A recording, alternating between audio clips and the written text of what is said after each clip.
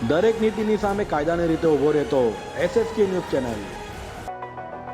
સુરતમાં ભારે વાહનના ચાલકો લોકોના જીવ સાથે રમત રમી રહ્યા હોય તેમ ડિંડોલી વિસ્તારમાં બેફામ દોડતા ટ્રકના ચાલકે માસૂમ બાળકને અડફેટે લેતા મોત નીપજ્યું હતું તો અકસ્માતમાં બાળકનો હાથ છૂટો પડ્યો હતો।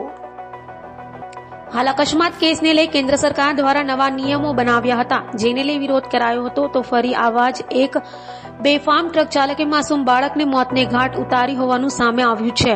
સુરતના ડિંડોલી વિસ્તારમાં બેફામ દોડતા ટ્રક ચાલકે એક 4 વર્ષીય બાળકને અડફેટે લીધો હતો। બાળકને એટલી ખતરનાક ટક્કર મારી હતી કે બાળકનો એક હાથ છૂટો પડી ગયો હતો। ત્યારબાદ બાળકને ગંભીર હાલતમાં સિવિલ હોસ્પિટલમાં ખસેડાયો હતો। એકના એક દીકરાની હાલત જોઈને માતા ભાંગી પડી હતી। જોકે હાલ આ સમગ્ર ઘટનાના CCTV સામે આવ્યા છે।